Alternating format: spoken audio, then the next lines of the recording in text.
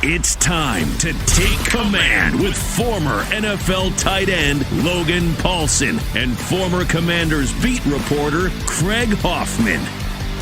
What's up? What's happening? Welcome in. It is the Take Command podcast. Happy New Year, everybody. We got one more regular season game to go, and then playoffs. Going to be a good time this weekend for you in Dallas, Logan. We'll have a post-game show. Actually, I got to see on the post-game show. What we might do is wait actually till Monday because then we can also talk a little bit, first look at the playoff matchup, but we'll see what time the announcement comes out. Typically, the playoff opponents and schedule and everything comes out during the Sunday night game, but with everything but the Detroit-Minnesota game being set pretty much after the 4 o'clock window, we might get it a little bit earlier this year. We will see what the NFL League Office bestows upon us in terms of the playoff timing and operate from there. But that's why you subscribe, Logan. If you subscribe to YouTube, you subscribe to the podcast, as soon as it's ready, / as soon as we go live, people will know.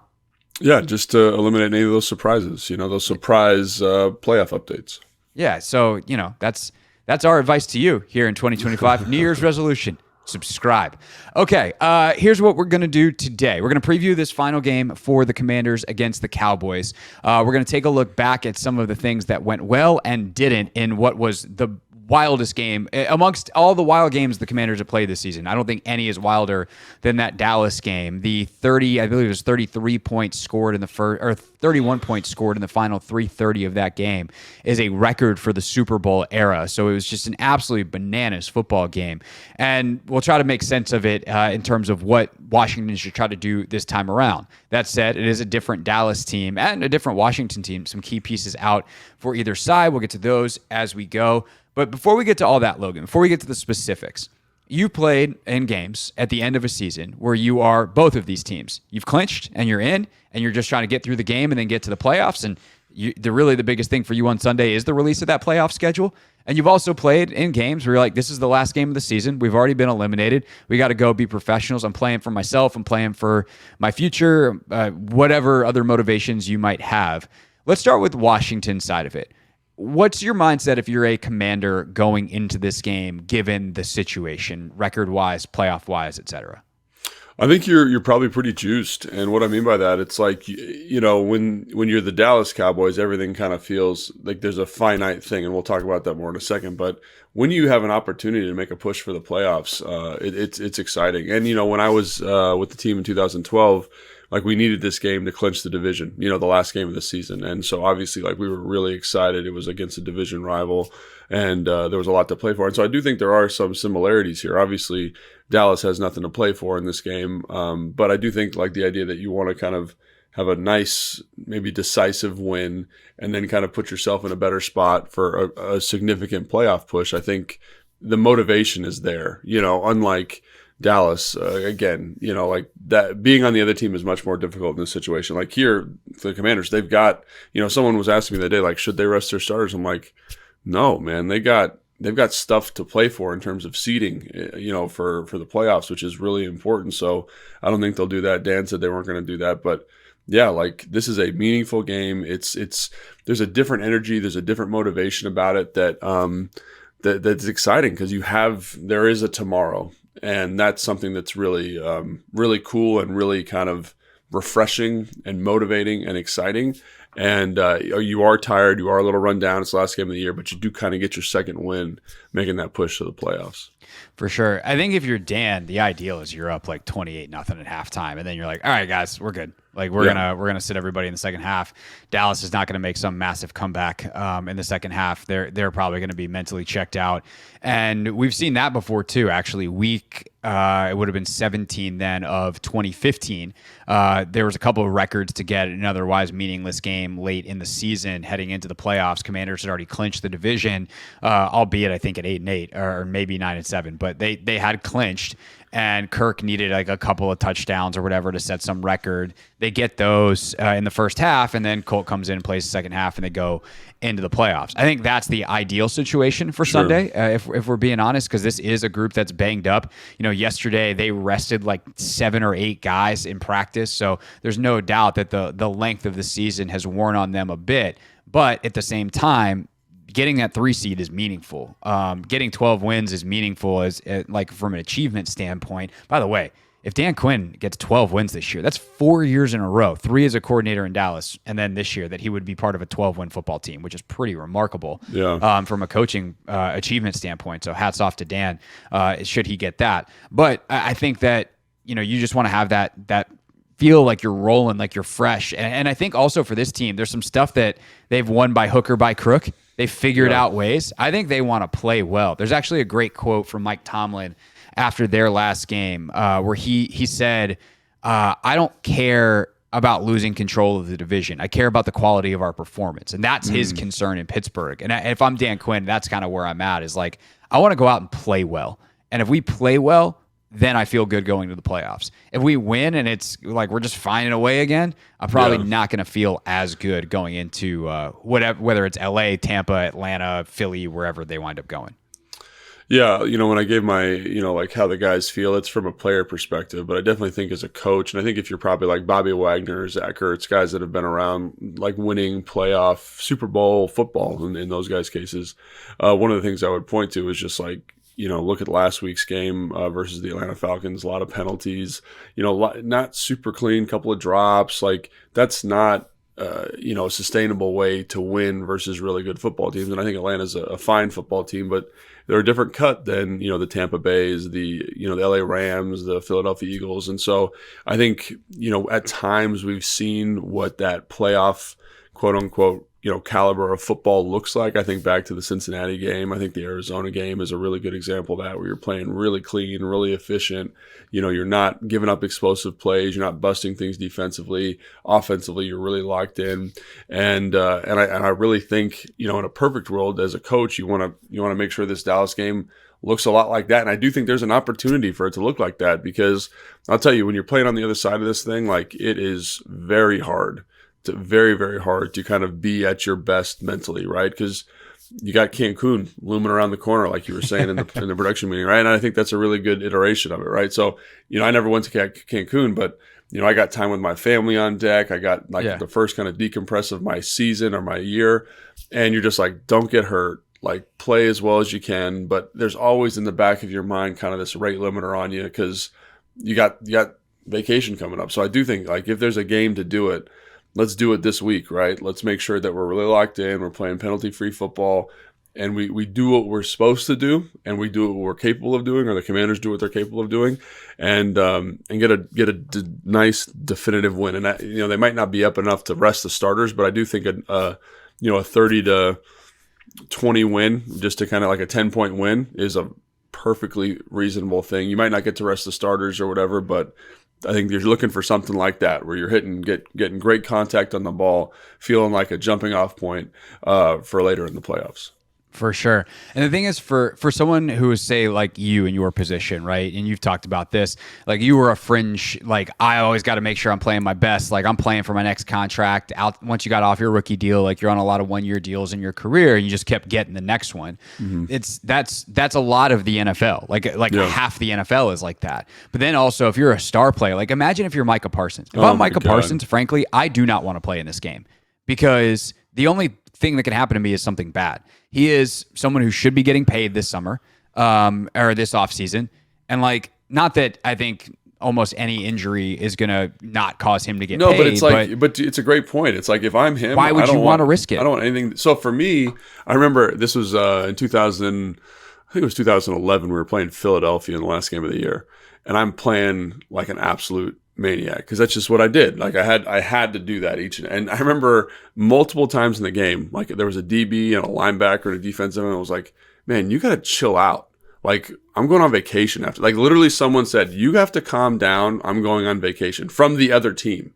So like obviously people are like, I want to get out of here unscathed, uninjured, and like let's keep this thing moving. And the people like Micah Parsons, that's a huge priority for them. Like for me, it's super important, because I'm going to be a free agent. I need to have right. You're just trying to get one last game of good tape. Yeah, right. And so everyone kind of has a different approach. And I do think the better you are, the more annoying this game is, in terms of what it means for you. And I'm not saying they're not going to play hard. They're pros, they're competitors, all those different things, but it's a business too. And your industry is your body. And so in a game like this, you're taking meaningless, like literally meaningless hits, because everyone knows Micah Parsons is a beast. So it's like, why do I need to mess with this? You know what I'm saying? Like, so, Right. or like Kendricks, the middle linebacker, is a little bit banged up. It's like, everyone knows what he can do. He doesn't need to go out there. And frankly, like if I'm the team, I'm not playing. If I'm the Cowboys, I'm not playing Micah Parsons in this game, because I don't think people realize necessarily. Because like, oh, it's the offseason. If you get hurt, like you just heal up. Like being hurt going into the offseason messes up your offseason, which is the time that you get better. Zach Ertz talked about this with us before the season. That part of the reason that this season, like he felt really good going into it, and we've seen what he's been able to do, is because he actually got to last offseason healthy, because he played so little last year and then finished the year like on Detroit's practice squad, I think it was. He actually went into the offseason healthy. He was able to do what he wanted with his body in the offseason, and that set him up to be successful this year. And we've seen he's 600 catches, whatever number of yards, made $750K in bonuses on Sunday. Like, nice season, Zach. And so I think that if I'm the Cowboys and I want to ensure that I'm my best next year, like I want Micah Parsons healthy this offseason. I want anybody else that's important to me healthy this offseason. And not that you can just sit a bunch, not that you can sit everybody and elevate your practice squad entirely, but like also why not? Like that's kind of how I would approach it as an organization, but that's a Cowboys decision, not the Commanders. Yeah, and we don't have any, there's no inside baseball in there, but I don't disagree with you. And again, I think when we run a football team one day, Logan, that's how we're operating. If we ever, I mean, we're going to win everything, so like we don't have to worry about this at the end of the season, but just in case. Just in case. I do think that there are, like the league has rules about doing stuff like that. You got to make sure that the guys are on the injury report, all that kind of stuff. But sure. I don't think it's a bad idea. And again, we got into this conversation just to kind of emphasize this point that Dallas is going to have their own mental adversity to kind of negotiate here. And to me, this is going to show you what kind of coach Mike McCarthy is, or Zimmer, or whoever is the coordinators are over there. Like, if you can get these guys playing good football in the last game of the year, like that shows you something. So if you're Jerry Jones and they come out and they're flying around playing tough, like, you've got the right guy motivating them. You've got the right guy kind of instilling the competitive fire in them. It's just, I think it's extremely hard to do. Having done it a bunch of times in my career, did it in Chicago a year, did it in San Fran. Like, you're just out there and everyone's just thinking about getting the hell out and being healthy. So you need the right kind of motivator. And I do think, to McCarthy's credit, they've been playing a lot better football the last couple of weeks. They've been playing really hard. So maybe this is a good kind of feather in his cap, kind of saying I deserve to be the coach next year kind of deal for Jerry Jones. But that's another conversation. Yeah, he's trying. There's some rumblings for sure that could be the case. But they also might have, hands in 1-2-3 Cancun last week against the Eagles, where they got smashed 41-7. So let's talk about the game itself now that we've set the stakes.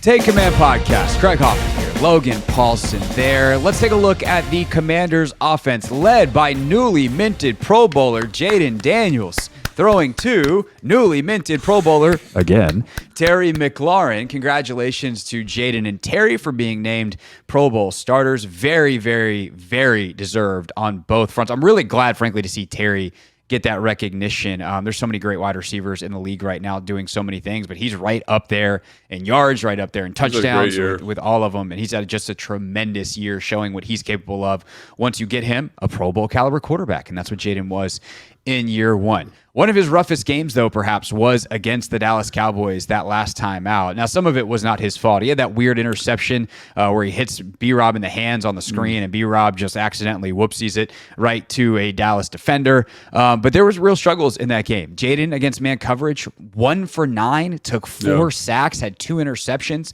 That was against pressure in that first matchup. So they really were able to get home in a way that a lot of other teams hadn't to that point against Daniels. And so when you look at this rematch, Logan, how do they protect Jaden? And what do you think some of the big picture things they do to try to get this offense going in a way it just could not in the first matchup?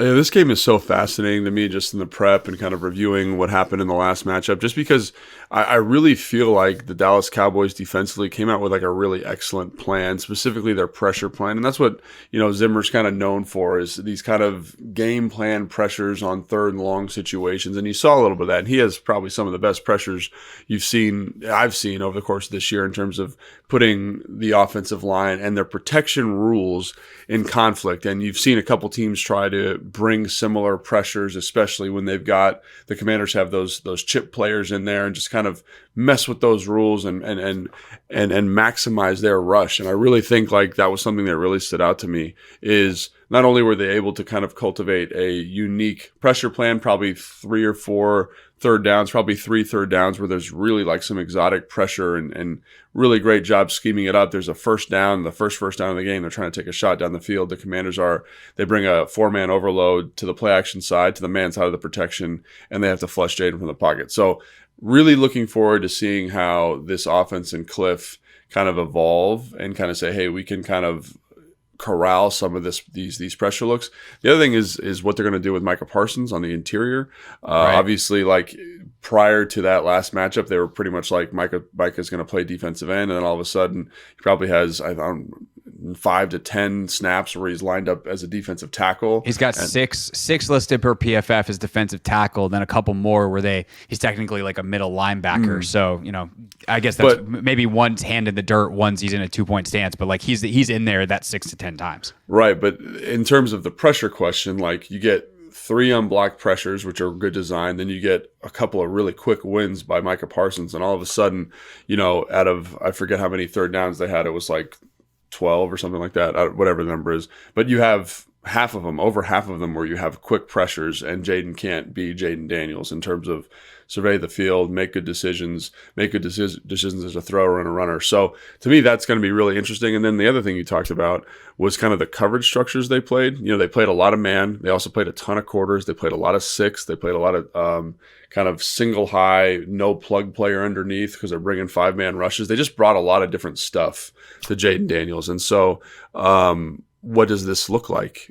How do you handle that kind of variety? We've seen him handle the Philadelphia Eagles, which is to me one of the best defenses in football. We saw what he did versus Atlanta last week, because they bring a lot of different stuff. I think also New Orleans, just kind of different levels of variety. But for whatever reason, it kind of caught him off guard. And I think that was kind of coming into the doldrum area of his season, like right before the bye. I was going to say, yeah, that's something that I was, as you were talking, we didn't talk about this in our production meeting, our pre-show meeting, but okay, bringing a ton of pressure. That's worked for some teams, but most of them were kind of in that weeks, let's say 9 to 13-ish, when the rib injury was an issue for him more than we realized at the time, because now we're like reminded this is what healthy Jaden looks like. Mm-hmm. And now some teams that have pressured him have lost out, including the Atlanta Falcons, who gave up 127 rushing yards to him last week. So I think it's probably worth pointing out that one, the Cowboys look different from a health perspective. Mainly DeMarion Overshown is not going to play in this game. He's out for the season. And he had a career-high 5 pressures and 1 sack on 13 pass rushes in that first game. But Jaden is going to be able to escape in a way that he couldn't the first time around, which seems like a relevant plot point. Yeah, and I also think the style. So that's a great point. I'm glad you brought that up, and I think it's a good point to kind of give some context on, because obviously, Atlanta brings a lot of pressures. They, like some of their, simulated pressures and overload pressures were really great, and like really just well designed and well schemed up. The thing about the Dallas game, I think this was the last game where they just had a ton of free runners to the quarterback, like just kind of not mental mistakes, but literally like just breaking protections, like Overshown's running free in the A gap because of the style of pressure that they're bringing or the pattern that they're bringing. Micah Parsons is winning right now, and you haven't really seen that style of pass rush since Dallas. Right, since Dallas, you see a little bit from Philly, but again, it's a 4-man rush. They did some overload stuff. I think you saw that in the second matchup where Jaden's kind of got a little bit of pressure, but the quickness of the win was really just, it was incredible last game. So that's one thing that I'm curious to see how they handle. And then the other thing to kind of just piggyback off that point is, I remember talking about this post game and then going back and rewatch it. I felt the same way. Their first and second down efficiency generally in this game was a little bit spotty. And so you look at the Atlanta game and their first and second down efficiencies, great, right? Because Jaden Daniels is making great decisions as a runner. They've got the quick game going. They're kind of always in relationship to the sticks, or in the relationship they want to be in the sticks. And I remember in the Dallas game, there was a lot of situations where they weren't.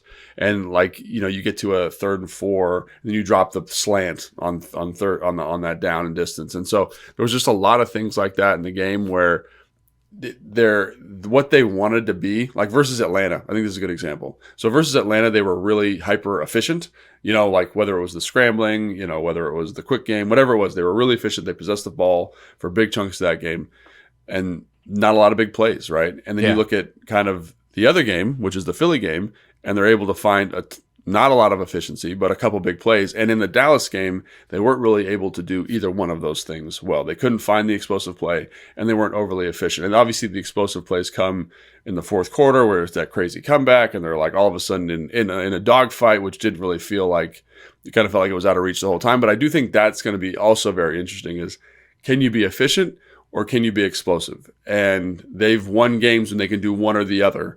And obviously Dallas was the last time they weren't really able to do either. Right. So when you look at the strategy of being either efficient or explosive, one, do you have to choose? And two, which choice would you make? Because it felt like they definitely made a choice in the first game. The choice was, we're going to try to be explosive. It didn't work, and that really was tough sledding. Now, you might say, okay, we'll just go with the efficiency route. Well, Philly hits a bunch of big explosive plays in their game last week, and they put up 41. Yeah. 3 of their 5 touchdowns, I think, are 20-plus yarders. I mean, they're in the high, they're just outside the red zone, but there are those 20-plus yard shots into the end zone. Some of that was, by the way, basic day one install stuff. They scored a touchdown on Dusty. They scored one on like a smash slot fade concept, and you're like, that is easy stuff. That's Philly though. They have AJ Brown and Devontae Smith, and so they can run simple stuff, and it works exceptionally well. But if you're Cliff thinking about what happened in that first game and who you want to be, do you try to just hit a bunch of quick game? And also, I think it's worth mentioning 2 other factors, or one other factor here in 2 prongs. Your own personnel, right? If Tyler Biotish is out, that's going to change how you feel about your protection, both getting called and it getting executed. And if De'Ami Brown is out, and both those guys missed practice on Wednesday, which as we record this Thursday morning is the latest information that we have, if De'Ami Brown is out, you're very limited on your explosive downplay receiving threats. So that seems like a relevant plot point as well as you put together a game plan and make that decision. Yeah, and what I would say is, just after watching the Dallas game, I really liked how aggressive Cliff was, but I just think it was just like a little bit too much. And again, it's easy for me to play Monday morning quarterback and kind of make that assessment, but I would just say, just be a little bit more selective about your explosive opportunities, right? Just be a little bit more deliberate about, it doesn't need to be every first down, doesn't need to be every time you cross the 50. Like, if you're feeling good and the quarterback's locked in, like, make that throw. The other thing I would say too, which I noticed on rewatch, which was a little surprising, is Cliff, I think throughout the year, has just done a fantastic job of getting Jaden comfortable very early in the game. Like, we got a quick completion, we got a click, whatever, and that wasn't really there. Like, their first downfield shot, because it comes off a turnover, is like Terry's running what I would call like a Skinner. Like, there's double posts to the offensive left, and there's a little bit of a rush. Jaden has to scramble out, but like, there isn't an easy completion for him until, and it's not really Cliff's fault, because like game flow situation kind of lead to that. But I'd say, like, let's make sure he's settled in. He's the best player on the field for the Commanders on offense usually. Let's make sure he's settled in, feels comfortable. And then just to Cliff, like, let's make sure that we can kind of play both sides, like you're saying. I don't think you need to make a choice. I think, lean into the quick game, lean into the rushing attack. Those are things that have been really, like, when you look at how effective they've been throughout the year, are really just top shelf items for this team in terms of efficiency. Then when you get kind of that play, that moment, call it. And it doesn't need to be every, like there was times in the New Orleans game where you could feel Cliff trying to get the big play, right? And so every first down, he's taking a shot.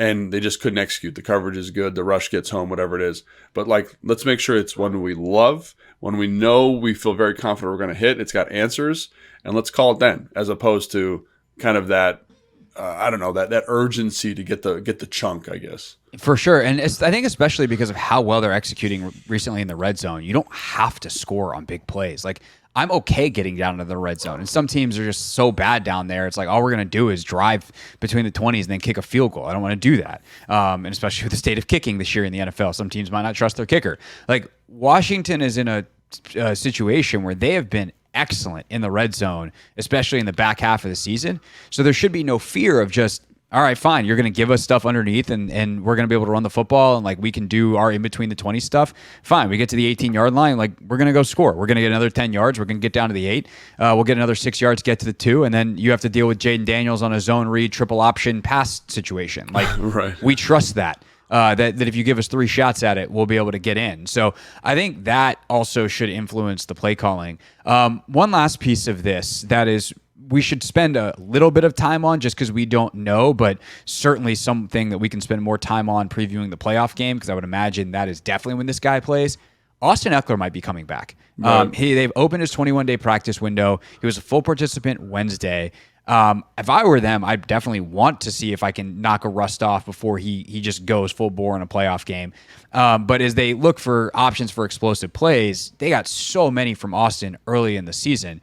I would definitely consider, that as an option in the screen game or using him in a variety of ways. And they didn't have that option in the first game because he got hurt against. Actually, no, that's the game he got hurt. It was late in that game against Dallas. So, what would he bring back to this offense in terms of accomplishing both the explosiveness goal and the efficiency goal? Well, I think that's exactly what you're looking for, right? Is just those explosive opportunities. And everyone says, "Oh, you might not score on the explosive plays," but it does make it more likely to score. Like, even if you just got like a 30 or 40 yard chunk, like, it's just less times you have to screw something up as an offense, right? And that's one of the reasons why when they go on these 7-minute drives, and there was 2 of them last week versus Atlanta, you're kind of like, that's so unusual, because on one of those drives, and we saw a little bit of it and we talked about it in the review show, is you get a penalty, you get a holding, you get a drop pass, and it derails the whole drive and you can't overcome it. And obviously they were able to do something really special and overcome a bunch of penalties and overcome some drop passes and just general kind of lack of like super sharp football. But usually that's the exception, not the norm. And so with Austin, again, like, he gives you like, hey, here's a little screen, here's a bubble pass or a draw that I'm able to kind of turn into a 15, 20 yard game. That's an explosive play, right? That's all we're saying. So it just eliminates the idea of having to go 5 plays to get to 25 yards, and there's 5 opportunities to get a hold, to get a drop pass, to get a sack, whatever it is, and all of a sudden we're there. So I'd say that's when I look at him and his skill set and what he did so well early in the year, and what Cliff did so well, and Anthony Lynn and the whole staff did well, is really just kind of saying, hey, like, Austin, like, we're going to make sure that you find these opportunities, and Austin did a great job executing on them. So I think if he came back, that would be definitely something I'd look at. But I don't know. To your point, like, the rust thing is interesting, because guys who haven't played a lot of football, and I know he's played a lot of football in his career, but coming back off something like that, it'd be interesting to see like where his headspace is at, and you might want to get him a couple touches just to see how comfortable he is again before you like need him in the playoffs. For sure. And, it's something talking about Eckler, I was reminded of from the first game too. They had great field position all day and could not take advantage. Yeah. So, making sure they maximize these opportunities. So that'll be definitely interesting to watch. Anything else on the offense? I guess we should talk quickly about the run game and the ability to get that going with or without Eckler. B-Rob, it's funny because last week everyone's like, oh, B-Rob was like, the narrative, right, is B-Rob had a bad day. Chris Rodriguez was awesome. We need more Chris Rodriguez. And I think emotionally, like, we kind of felt that way almost after the game. I certainly did. And then you go back and look at the numbers and you're like, Chris Rodriguez had the greatest 6 carries for 15 yards in NFL history. Because I actually should look up the number. I'll try to do this as you talk here. The amount of yards he had after contact last week was definitely greater than his actual rushing total. Because he got hit so often behind the line of scrimmage and then made it work. But B-Rob also had a pretty good day by the end of it. I mean, he hit some big gashes in the second half. So what do they do, or what do you think they can do well against Dallas to have that part of the game, both Jaden and the quarterback run game, but also the designed running back running game, get back on track heading here into the playoffs? Yeah, I'm really glad you brought that up about B-Rob, because I did think he had a very effective performance versus Atlanta, and I know it didn't probably feel that way, but when you go back and watch the tape, it's there on film. The thing that sticks out to me about the last matchup is just how aggressive and how fast Dallas's defense was at penetrating, and we've talked about this a bunch when the Commanders have played Philly, obviously getting ready for Grady Jarrett, but when there's like these fast penetrating defensive linemen, it seems to give the Commanders a really tough time. And obviously they've installed a little bit of trap, they've installed some wham, which is a good way to deal with that. So I'd expect to see more of that. The other thing I'd expect to see is more of that pre-snap motion and kind of jet motion, just like right before the snap that you saw versus New Orleans, as a way to get their safeties and corners to soften up and kind of be a little bit less aggressive in the run fit. Because like as we were talking in our pregame meeting, like their leading tacklers are Eric Kendricks, who's the middle linebackers, that makes sense, Donovan Wilson, who's a safety, and Malik Hooker, who's also a safety. So like their safeties and run support are a big deal, but they also have coverage responsibilities. So like if you look at what Atlanta did to the Commanders in the first half of that game last week, they did a lot of stuff just with formation to make those run fits a little bit harder. And Cliff has done an excellent job of that throughout the year. So I would expect to see a little bit more of that in terms of like, hey, we got to deal with the penetrator. We just talked about our traps and our whams, and just kind of making that a point of emphasis mentally when we're talking about this team. But also like, let's get in some different formations, spread them out a little bit, give them a little bit of eye candy beforehand, and really make them think about where's my fit, how do I get into this run?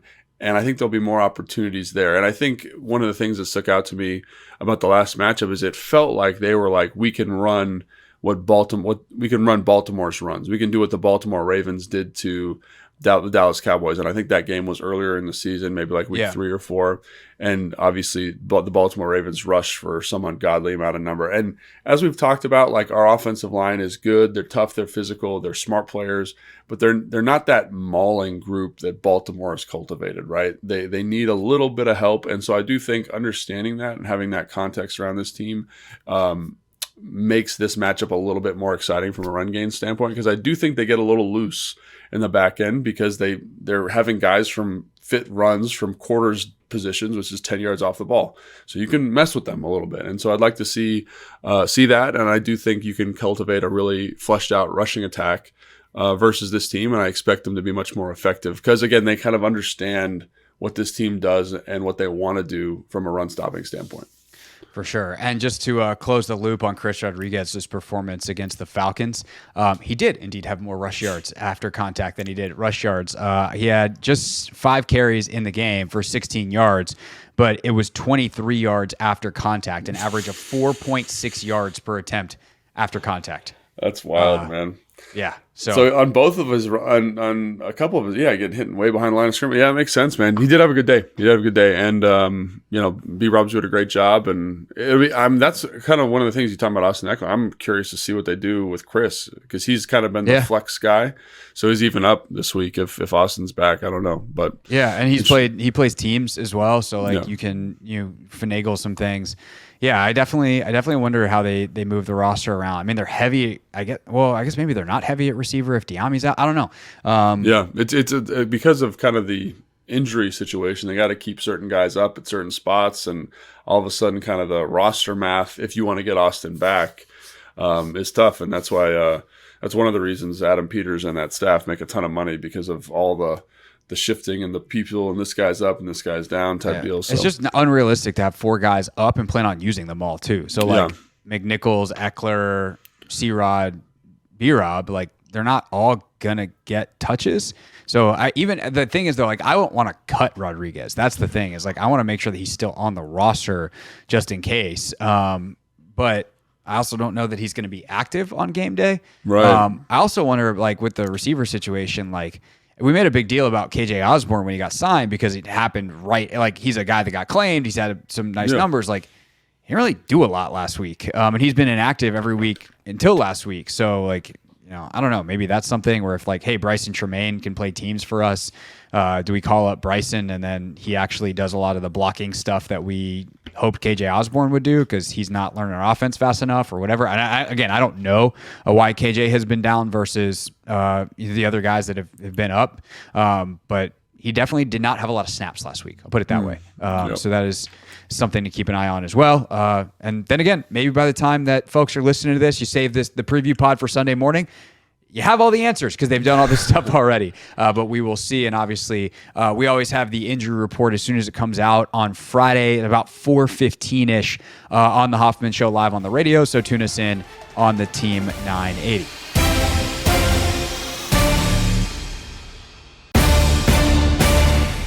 Take Command Podcast. That's Logan Paulson. I am Craig Hoffman, talking about the Commanders' defense taking on a Dallas Cowboys offense that has lost its biggest fang, if you will, Logan. CeeDee Lamb is not going to play on Sunday. He did not play against the Eagles either after they shut him down following that win that they had on Sunday Night Football against the Bucs, where he just gutted out a tremendous performance through that shoulder injury, but enough was enough, and they've shut Lamb down for the season. Now, the first time out, Rico Dowdle had one of his better games of the season to that point. He's now a 1,000-yard rusher for the Cowboys. Cooper Rush had a nice day, but just a fundamentally different offense, Logan, with CeeDee Lamb out. Of course, the Commanders have their own issues at corner that we can get into, but how different did this Cowboys offense look last week without Lamb compared to, say, what Washington saw the first time around?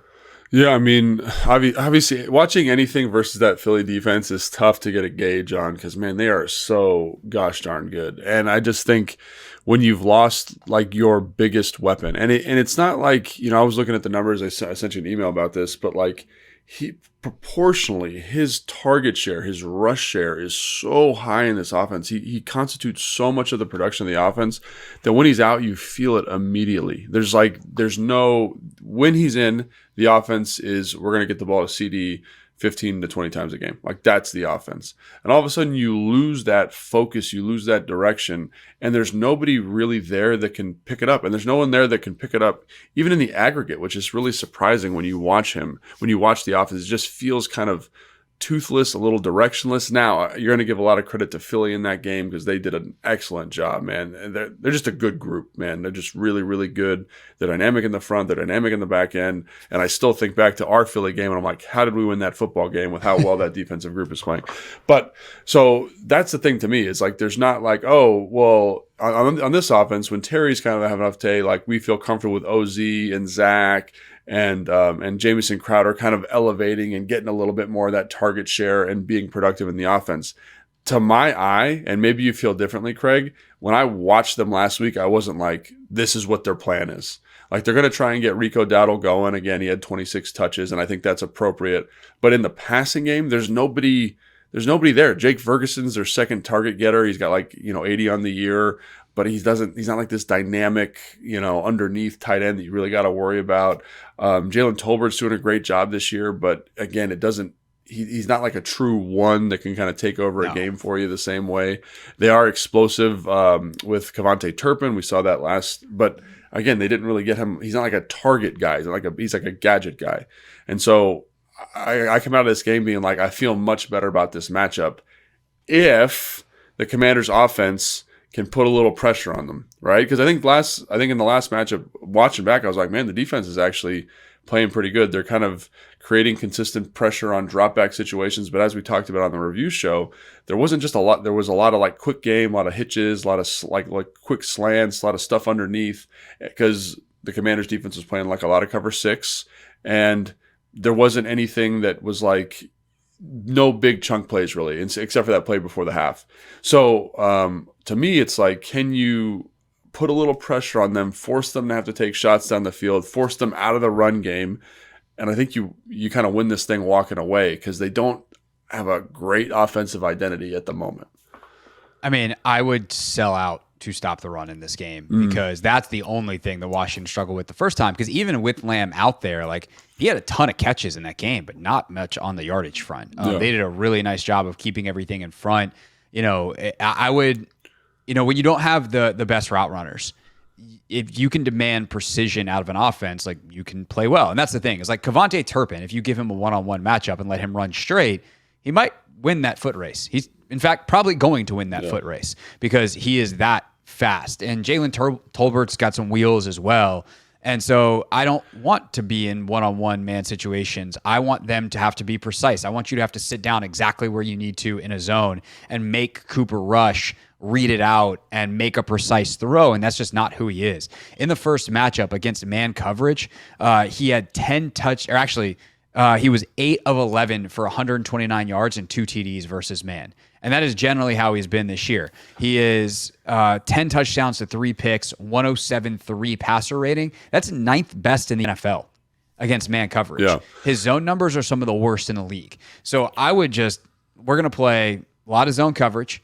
We're going to, have Chin down in the box. And if he wants to bail out into a cover 2 or a cover 6 look, fine. I'm also fine with just playing some cover 3 and still demanding that precision. That's a little riskier because obviously those outside matchups kind of become one-on-one quasi-man situations. Sure. But I would want to, I don't want Rico Dowdle to beat me.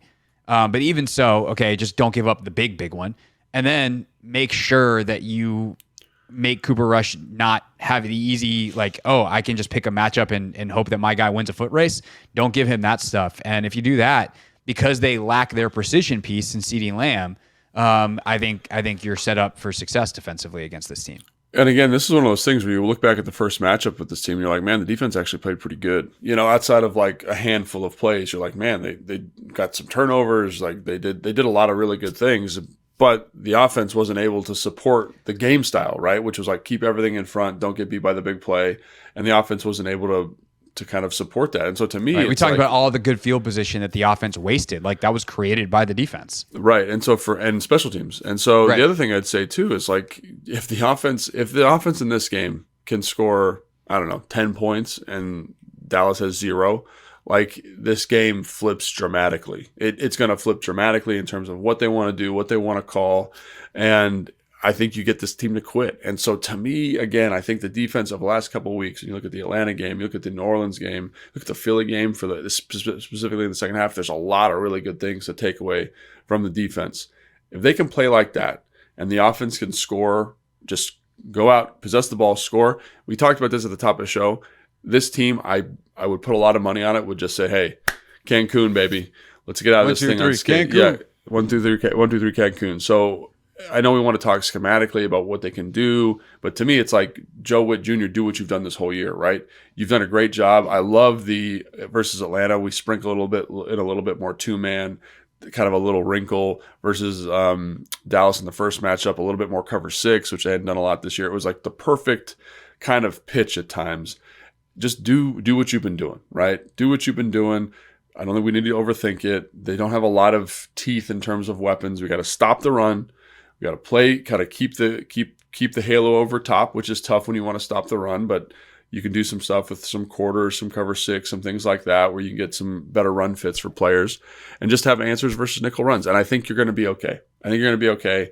Especially if the offense says, hey, we're going to get we accept the opening kickoff. We go down and score 7. Defense gets a 3 and out. We go down and score 7 again. To me, the game's over. And I think that's really what you're looking at in terms of game flow.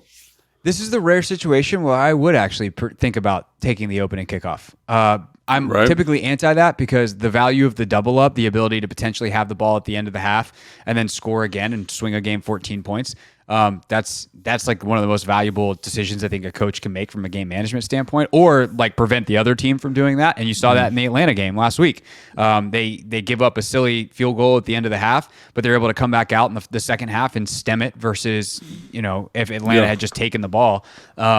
So another gift from Raheem Morris. Thank you, Ra. Much appreciate. But I do think, to your point this week, if you can get them to quit by halftime, well, shoot, let's get the extra possession in the first half. I'd actually consider it this week. The bigger decision that Dan Quinn and Joe Witt have to consider is who is actually playing this week and where. I think they have a decision to make up front with that nickel, what I'm going to call the nickel plus package, aka when Deron Payne is playing on the edge and how much to potentially deploy that.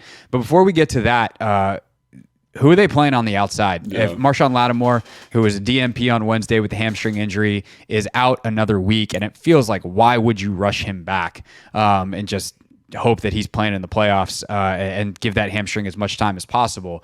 But Michael Davis, I think people realized suddenly, that's why Benjamin St-Juste was playing, is because the other option was not as good. I think those two were at their best probably this year when they were playing in rotation with Juice as the starter and Davis playing some. So do you go Davis? Do you go Juice? Do you go with the rotation? How much does it matter? Is it just try one, and if it's not going well, go to the other? What do you do opposite Mike Sainer still at outside corner? Yeah, so to me, this is maybe derivative, but they're the same player in terms of like total ceiling, right? So like they both get you to 70% or whatever. I don't know, so, whatever, 7 out of 10.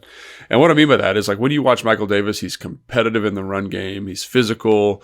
He kind of has this like edge to his play, where he's a little handsy. Yeah, like he's a physical big guy, like, and that's what you get.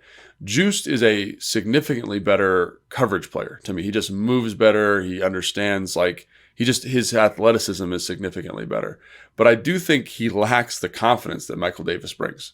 So when Michael Davis is on the field, he's just a confident dude, right? And sometimes he can't athletically hang with some of these corners. He's a little stiff in the hips. He can't open up and run the same way that some of these guys can. But he brings this kind of edge to his game.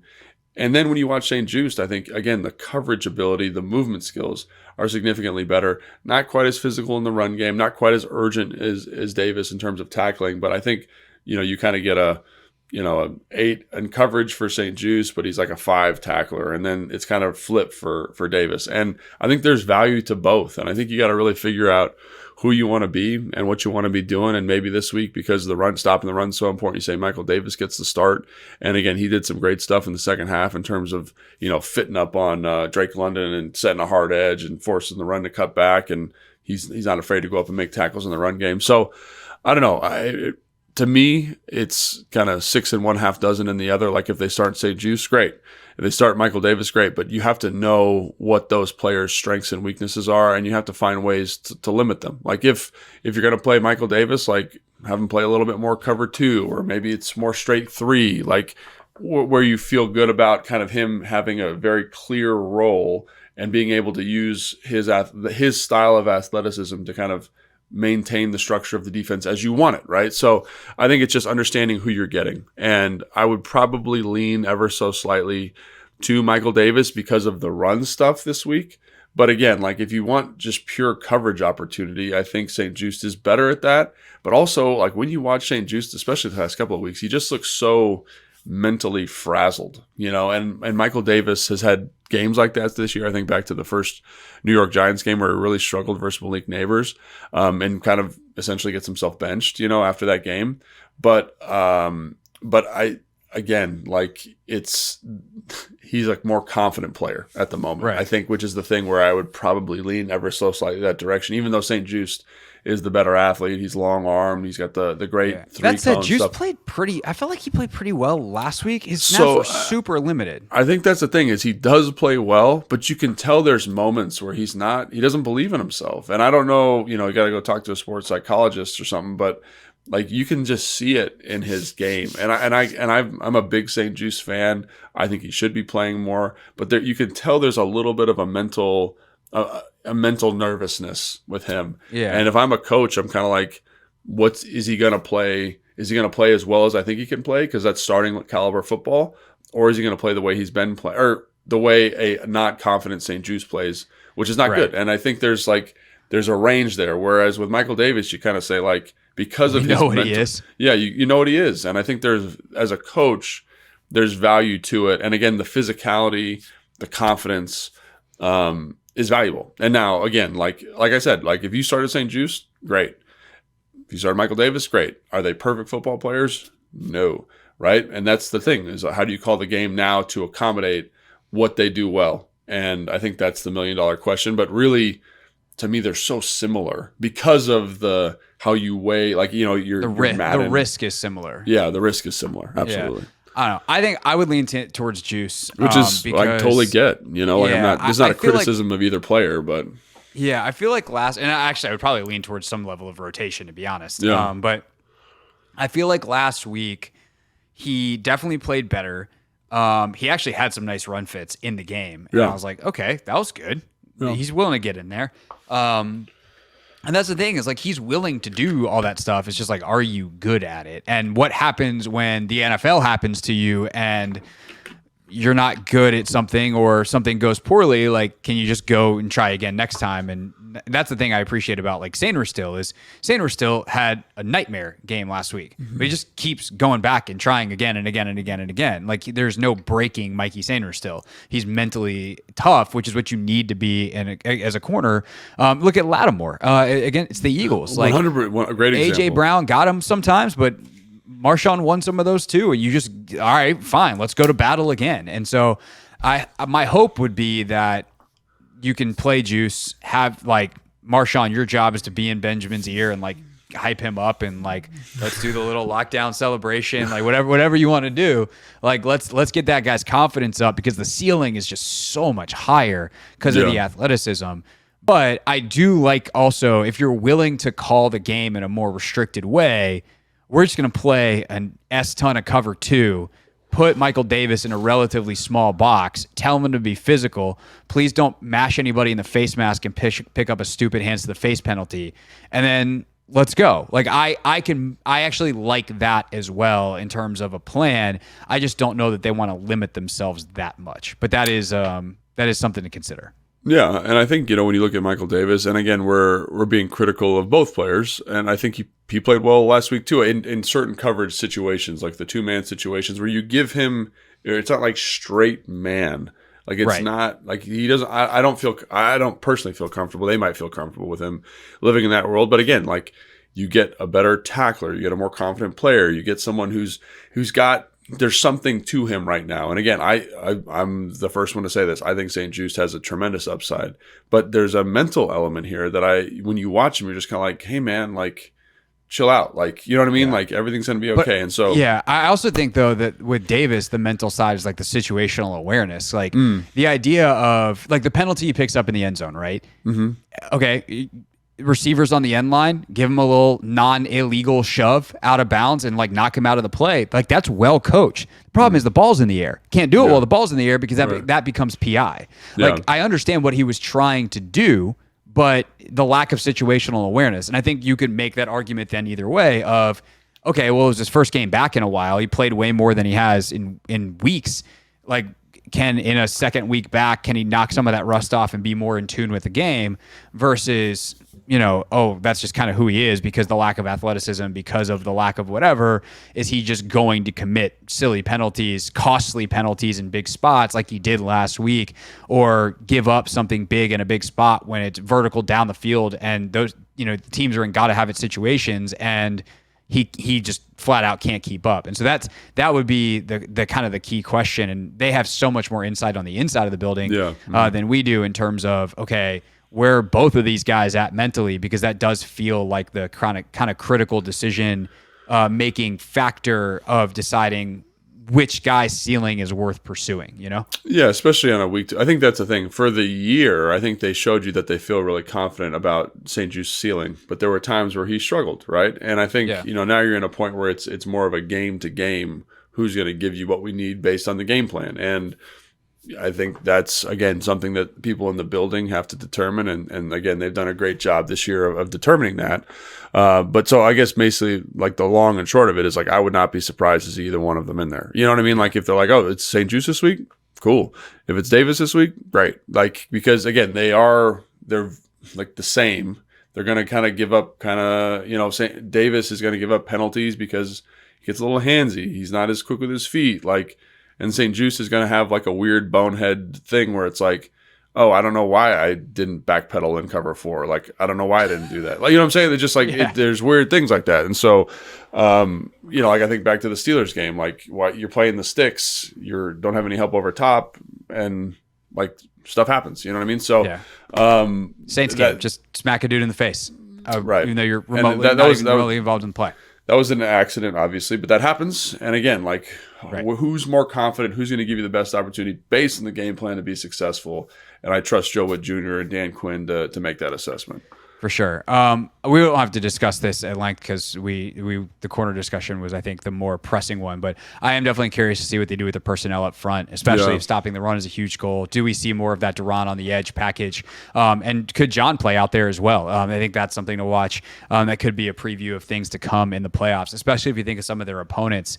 I was just thinking about this through the playoff or through the corner conversation. Like, dude, if you're playing the Rams, the way their receivers block, the way that Puka blocks, like that could be a Michael Davis. Hey, man, we need you to be super physical and take on a Puka Nacua block or a Cooper Kupp block in a playoff game. So that's something to kind of think about as we think ahead as well. But that'll do for now.